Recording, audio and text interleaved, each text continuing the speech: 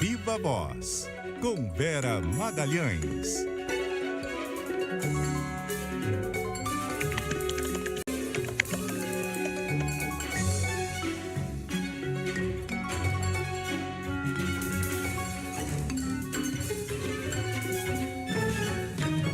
Boa tarde, Vera. Boa tarde, tudo bom, Cássia? Boa tarde também para os ouvintes e para quem nos assiste. Vera já nas nossas telas para falar conosco a respeito do impasse entre os poderes, né, Vera? Um dos lances mais recentes aí desse impasse, o voto monocrático do ministro do Supremo, Cristiano Zanin, bloqueando lá a decisão do Congresso de desonerar a folha de pagamento de empresas de 17 setores da economia. É um pedido que não suspende o que a gente tem, o pedido de vista que foi feito depois disso, não suspende essa decisão do Zanin, essa decisão do voto monocrático. E aí a gente tem essa tensão ficando cada vez maior entre os poderes, Vera. A partir disso e a partir de agora, dá para melhorar esse ambiente político? Se dá para fazer isso, como fazer? Aliás, já se você tiver essa resposta, o governo vai ligar para você para perguntar como faz. Exatamente, Cássia. Portanto, não precisam me ligar. Podem me ligar para dar informação, mas para perguntar isso, não liguem, porque eu também não tenho uma resposta concreta. Eu acho que dá mais para a gente arriscar o que não funciona, né? E me parece que a justiça, para fazer o que o Pacheco chamou de terceiro turno de uma decisão, não é o meio mais apropriado para você ficar bem com o Congresso. Pode até ser o meio mais apropriado para você fazer valer a sua posição numa questão específica como essa das desonerações. O governo tende a ganhar no Supremo. Escrevi isso na sexta-feira, estava tudo se encaminhando para isso, já havia uma semi-maioria ali formada quando o ministro Fux pediu vista. Portanto, ele deu a entender que ele votará com as empresas, votará com o Congresso, votará pela manutenção da desoneração das empresas e dos municípios, e abrindo, portanto, uma divergência, porque a gente já tem lá 5 votos depositados no sentido contrário, no entendimento do governo de que as desonerações devem cessar agora. O pedido de vista do ministro Fux não fica muito claro qual é o objetivo, pelo menos para mim, porque justamente a liminar continua vigorando. Então, as empresas, teoricamente, têm de voltar a recolher os tributos sobre a sua folha de pagamentos, e os municípios têm de voltar a recolher contribuição previdenciária, que também estava suspensa, esses municípios pequenos e médios.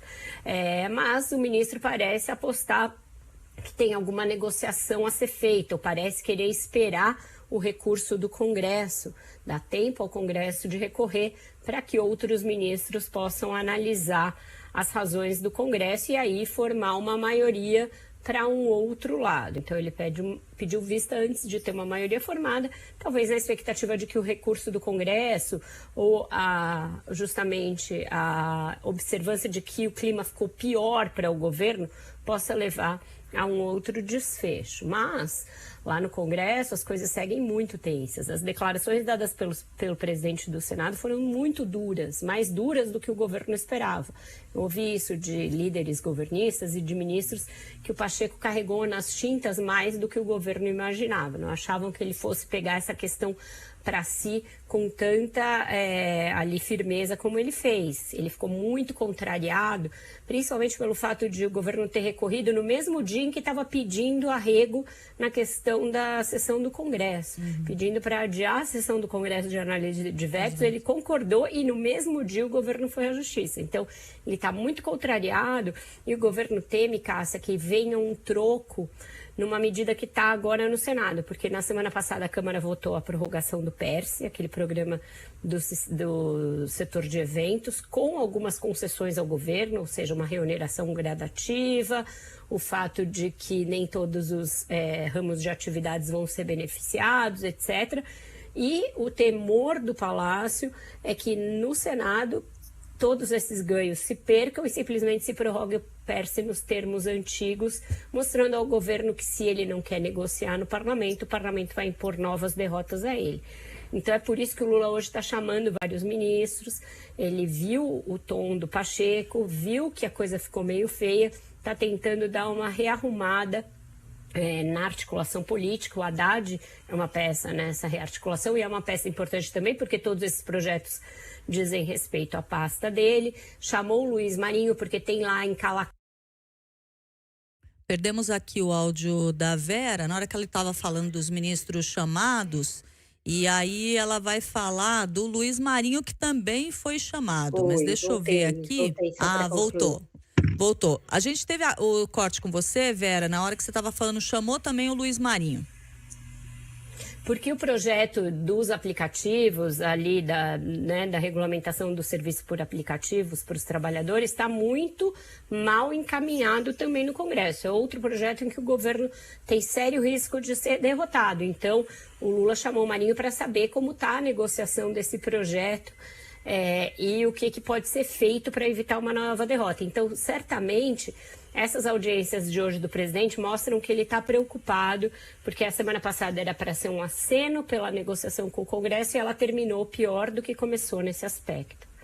É isso, Vera Magalhães, vamos ver o que sai aí dessa reunião, mas cá entre nós, hoje é um dia difícil para ter esse emprego aí de ministro, porque não tem muito que os ministros possam fazer rapidamente para tentar resolver essa questão, que é muito mais complicada e profunda, né? O que eles podiam fazer era antes, Cássia. Tanto o ministro da AGU, quanto o Haddad, quanto o Padilha, quanto o ministro Lewandowski, que o Lula também recebe hoje, dizerem, olha, presidente, talvez não valha a pena recorrer à justiça, talvez seja melhor aceitar essa derrota e buscar o dinheiro em outro lugar, porque afinal de contas o Congresso já se manifestou 4 vezes a esse respeito. É uma convicção muito firmada lá, vai nos atrapalhar em outras agendas. Mas não parece que foi isso que eles fizeram. Tanto a AGU quanto a Fazenda parecem ter opinado a favor de a justiça e mostrar ali a ferro e a fogo, que eles acham que é inconstitucional, etc., mesmo com argumentos dos dois lados em relação a essa questão da constitucionalidade.